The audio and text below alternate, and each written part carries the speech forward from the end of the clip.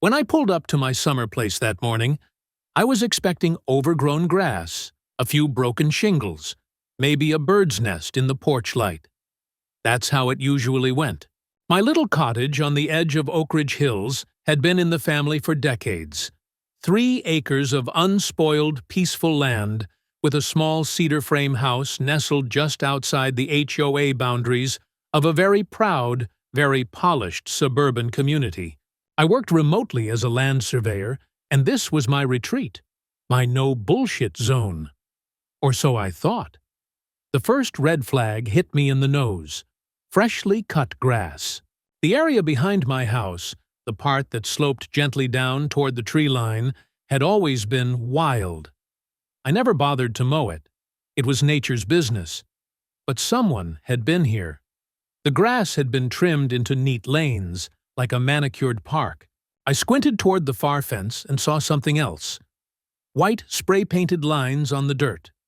Straight, measured, intentional. Like someone was preparing for a build. I walked out there, cautious but curious. My boots crunched over gravel that hadn't been there last summer.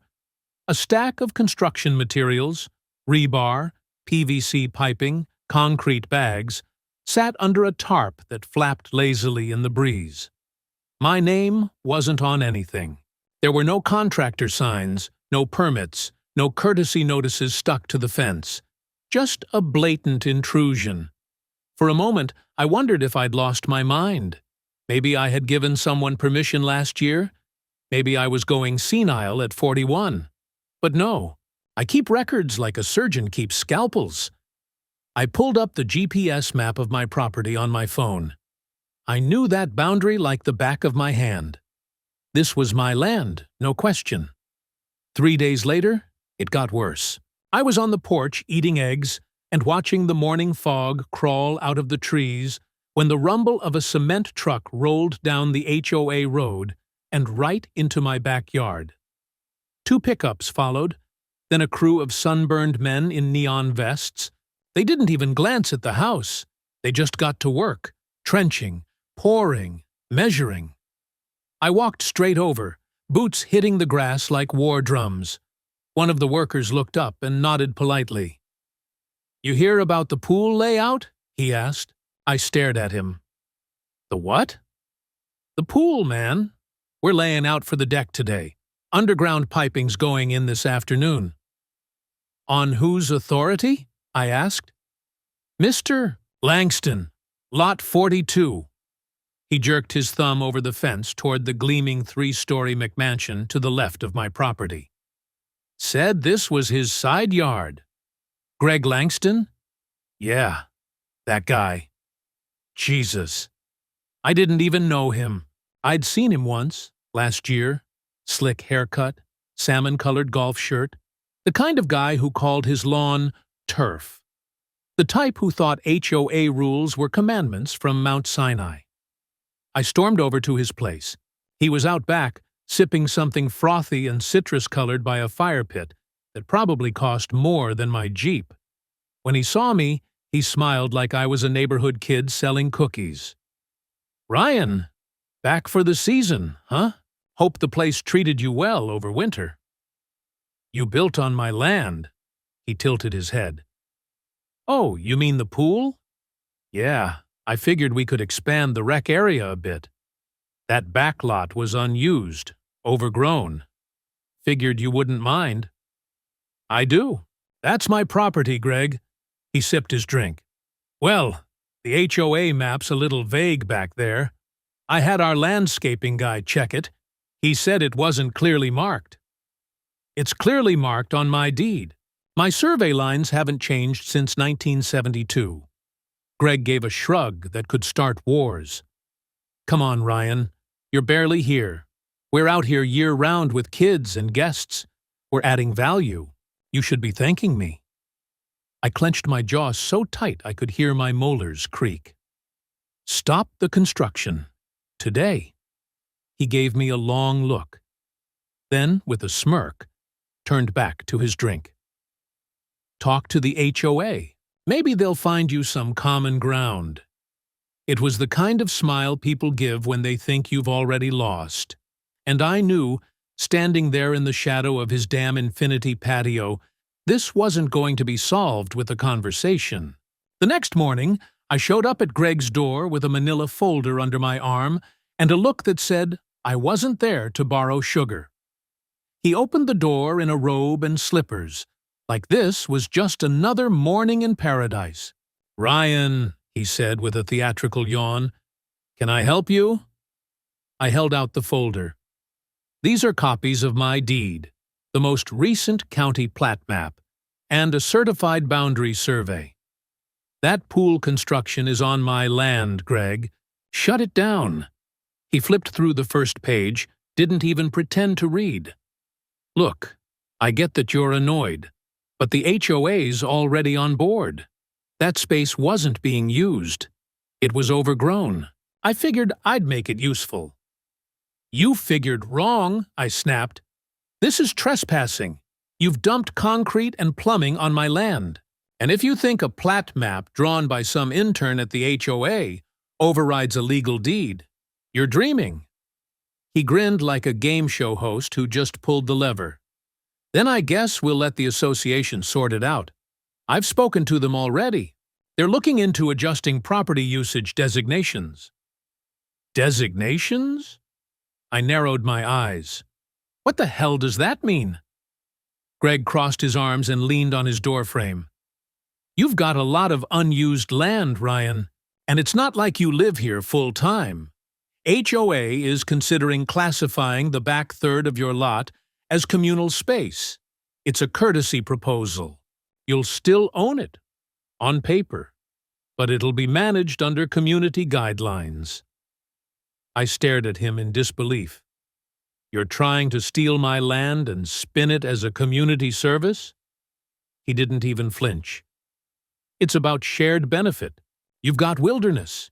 We've got families." I turned and walked away before I did something regrettable.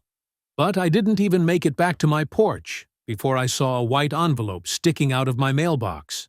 No stamp, no return address. Just the HOA logo in the corner like a corporate tattoo. Inside was a single-page notice titled, "Preliminary Review of Parcel Integration for Community Use Purposes." It was bureaucratic gibberish, but the message was clear. The HOA had its eye on my land, and they were dressing it up like it was a town hall favor.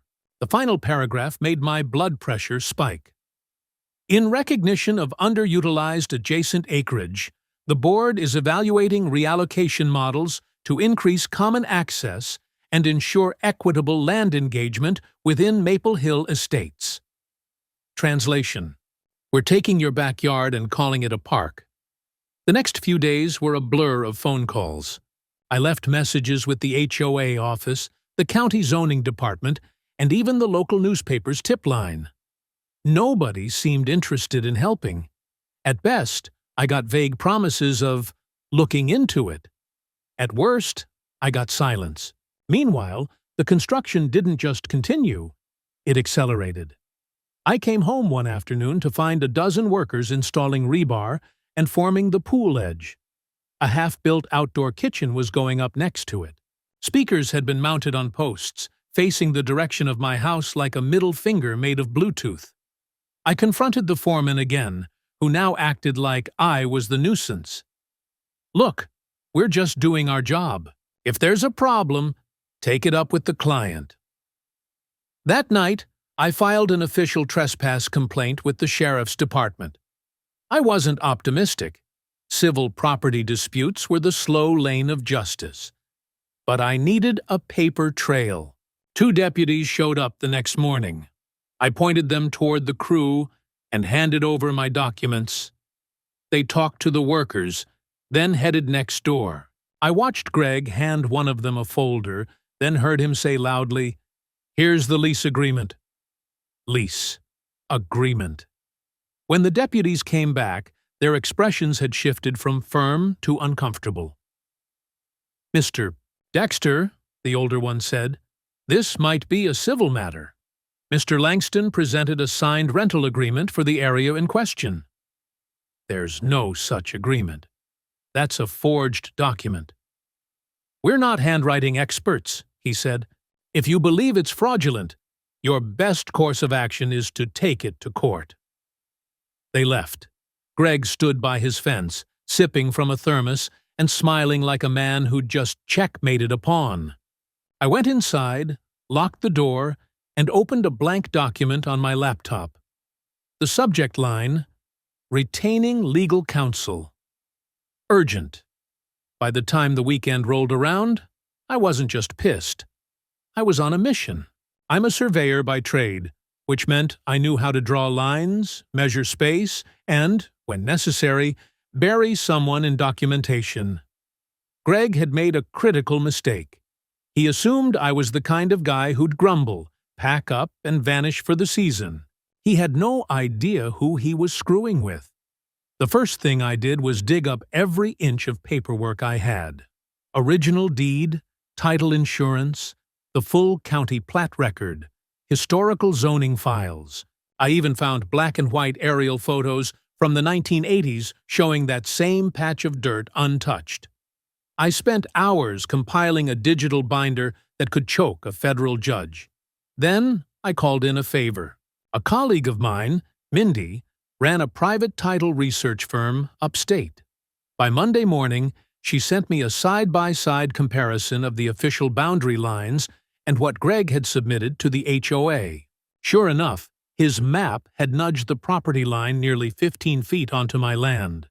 A tidy little lie embedded in a blurry PDF and wrapped in HOA letterhead. But the real goldmine came when I showed the rental agreement Greg gave to the cops to a handwriting analyst, just to be safe. Within 2 days, I had a notarized statement. Forged signature. Not even close to my actual handwriting. My real signature slanted left. The forgery leaned right. Rookie stuff. I filed a cease and desist through my attorney, Kim Bentley. She was a bulldog in heels, the kind of lawyer who spoke in 3-word sentences and had once taken down a crooked developer so hard he left town. She took one look at the HOA letter and muttered, "They just handed us a lawsuit on a silver platter." We moved fast. Kim drafted a civil suit for trespassing, land use violations, and property damage. We added a request for injunctive relief, meaning Greg would be legally ordered to halt all construction. I dropped off the filing myself at the county clerk's office. Felt like placing the first domino. Greg, naturally, didn't back down. That evening, I found an envelope wedged in my doorframe. A smug little offer typed in Comic Sans. $5,000. That's what he thought my land, and my patience, were worth. He even wrote, "Let's resolve this neighbor to neighbor. No need for drama." That same night, I had a drone fly over the construction site. I recorded everything: plumbing, decking, outdoor kitchen, all of it. Then I sent the footage, along with my lawsuit, to the local news. No commentary, just facts. 3 days later, a short article appeared in the Oak Ridge County Weekly. Land dispute erupts as HOA member builds pool on neighbor's lot. It included a quote from me. Property lines matter. So does consent. I wasn't just fighting for dirt anymore. I was fighting to make an example. 2 days after the article hit, I woke up to the sound of voices outside my window. Low, deliberate, bureaucratic voices. I peeked through the blinds and saw 3 men in khaki shirts, clipboard-toting and camera-wielding, casually strolling across my backyard like they were on a guided tour. One of them was snapping pictures of my shed. Another stood by my tool trailer, jotting notes like he was drafting an EPA report. The third, he had the gall to peer through my garage window like he was casing the place. I stepped outside. No coffee, no shirt, just righteous anger and a camera of my own. "Gentlemen," I said, voice sharp, "you want to tell me what the hell you're doing on private property?" The clipboard guy turned around, flashing an HOA badge like it was the FBI. "Routine inspection," he said. "Maple Hill Estates property compliance. "I'm not in Maple Hill Estates," I snapped, "and this is trespassing." The man hesitated, just long enough to confirm he knew I was right. "Sir, the HOA board received concerns about property boundary disputes and potential violations. We're here to document the situation for evaluation." "You don't have jurisdiction here. You're not law enforcement. You're not county. You're not even welcome." He gave a smirk I wanted to punch. Refusal to cooperate could be interpreted as obstruction. That was it. I pulled out my phone, started filming. "Congratulations," I said. "You're now on record. Kindly remove yourselves from my land before I call the sheriff and press charges for trespass." They left in a tight little cluster, muttering something about non-compliance and escalation protocols. I didn't care. I uploaded the footage directly to my attorney and tagged it. HOA field trip. Gone rogue. That night, things escalated again. This time from fake inspections to full-on petty war. Around 8 p.m., I heard music. Not just music. Bass thumping, DJ-grade lighting bouncing off the treetops. I stepped onto my back porch and saw it. Greg was throwing a party. And not just any party. It was a full-blown HOA social, with tiki torches, catered food, children in swimsuits shrieking by a pool built 5 feet onto my land. There was even a banner hanging from his back fence. HOA Summer Club. Welcome, neighbors. I couldn't make this up. People I didn't recognize were wandering across the shared edge, trampling my grass, treating the place like a communal backyard. I counted at least 5 kids cutting across my lot to chase a volleyball. A woman in heels used my planter box as a cup holder. A guy in board shorts actually leaned over my grill cover to light a cigarette. I called the sheriff. Again. By the time the deputy arrived, half the guests were already tipsy and defensive. Greg met the officer with a beer in one hand and a speech in the other. "We're celebrating community spirit," he said. "No harm, no foul. The disputed zone is under review." The deputy gave me a look like he was tired of being the referee in a neighborhood brawl. "This is a civil matter," he said. "If there's no active restraining order, there's not much I can do beyond filing a disturbance report." "But they're on my land," I said, pointing. "That speaker is on my property. That fire pit? On my side? That damn margarita table? My soil." He shrugged. "You've got your case moving through the courts. Might be best to let that process play out." That night, I printed a giant vinyl banner and staked it into the ground with 4-foot rebar poles. "Private property. Trespassing will be prosecuted. This land is not AO property." By sunrise, someone had already torn it down. In its place was a cardboard sign stuck to my mailbox with duct tape. It read, "Chill out, Ryan. You're not special." It was midweek when Greg decided to get civil again. I was in the garage, rewiring a security light, when I heard the crunch of gravel under heavy boots. I stepped out to find Greg standing in my driveway flanked by 2 guys who looked like they'd just walked off a demolition crew. Thick necks, cheap sunglasses, matching smug expressions. One of them was carrying a rolled-up document tube. The other was chewing gum with the intensity of someone who thought it made him look tough. Greg smiled like we were at a barbecue. "Ryan," he said, arms wide, "let's talk like neighbors." I didn't respond. I just stared, arms folded, waiting for the circus to begin.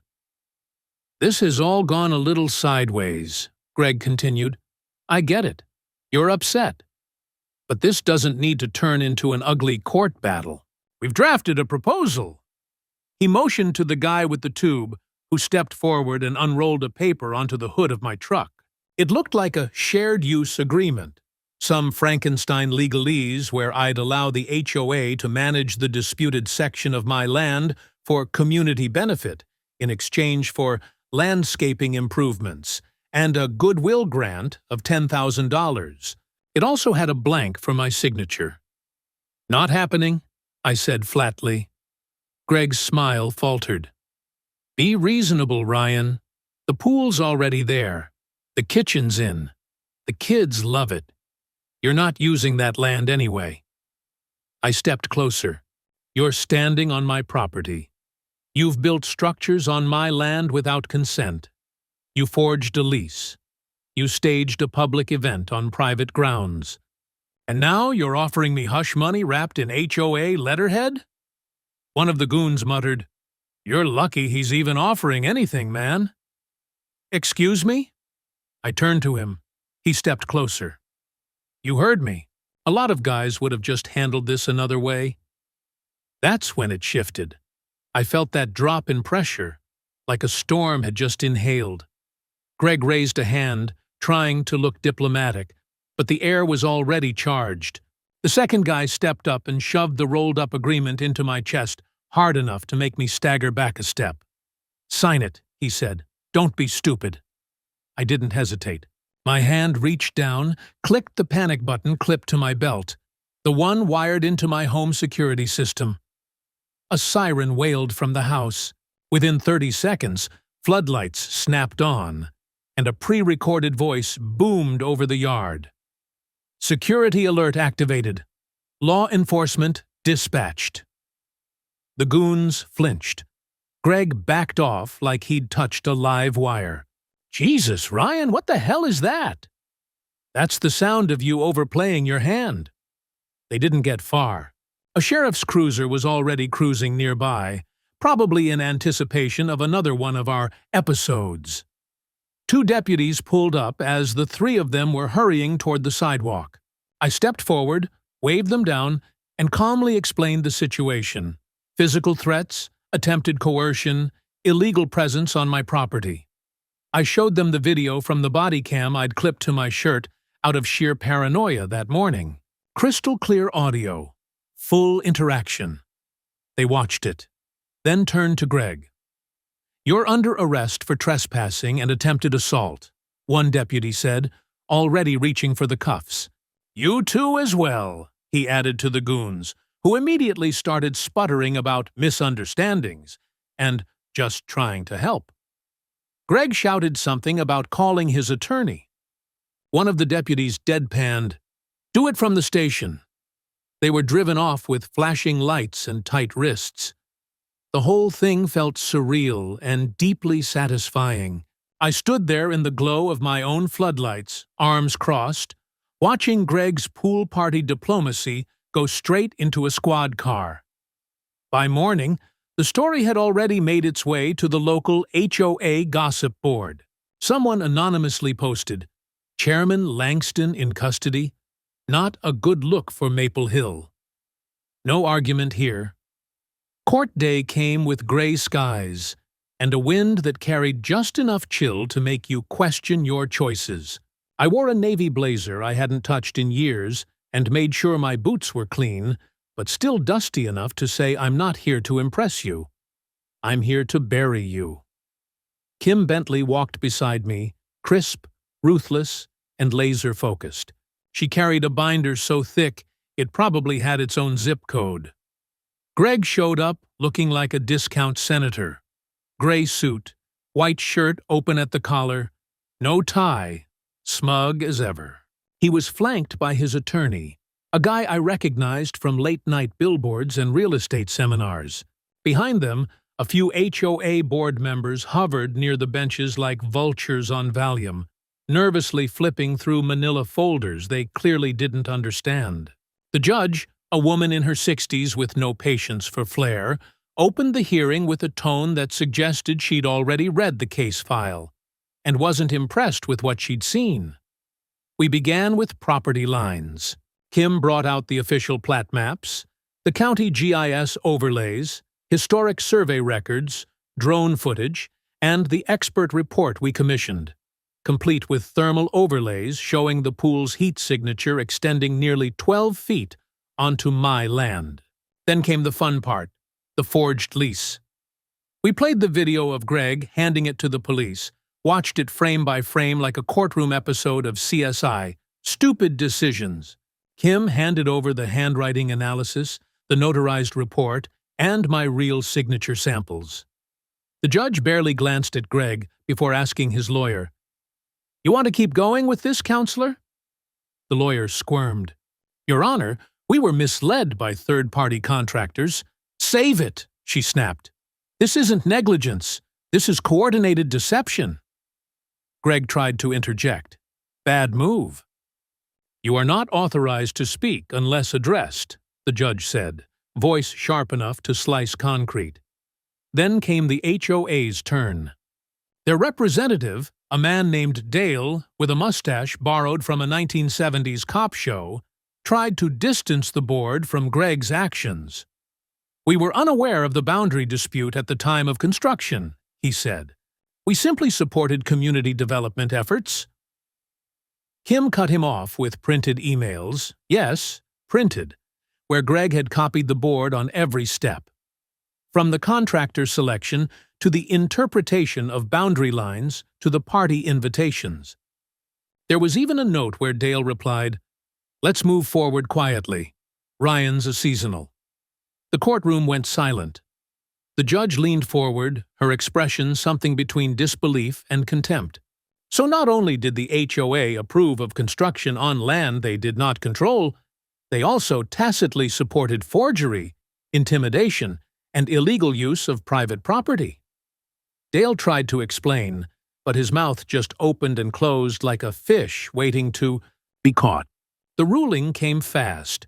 Greg was ordered to remove the entire pool structure, outdoor kitchen, decking, and all utilities within 30 days, pay full restitution for land damage, legal fees, and emotional distress, totaling $180,000.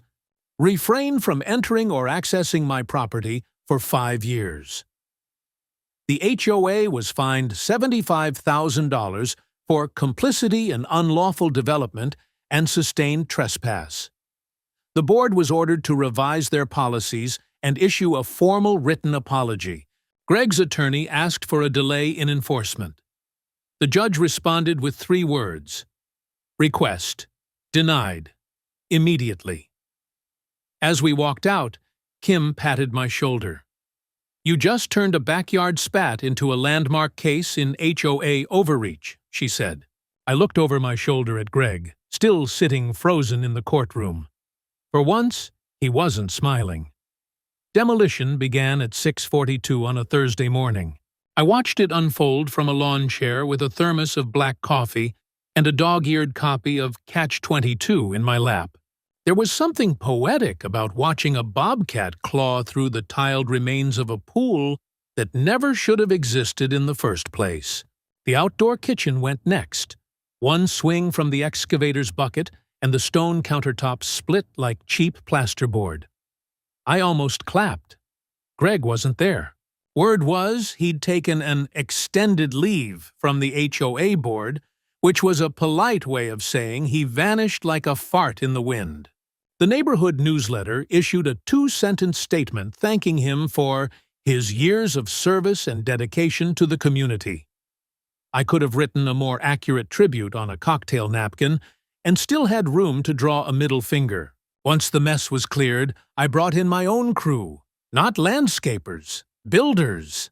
They reseeded the torn-up ground, reinforced the property line with a wrought iron fence sunk deep into concrete footings, and installed motion sensor lights along the perimeter. No gaps, no ambiguity. Just a big, bold, no trespassing spelled out in steel and LEDs. And in the middle of the newly restored land, I set up a barbecue pit. The following weekend, I hosted a little get-together. Nothing big. Just a dozen or so friends from town, some co-workers, Kim and her wife, and my buddy Tom from college, who brought the beer and grilled ribs like it was a competitive sport. I even invited the sheriff's deputy who arrested Greg. He showed up with a 6-pack and a grin. We ate, we drank, we laughed like people who knew what it felt like to win on principle. At some point during the evening, A woman I didn't recognize wandered over from the sidewalk.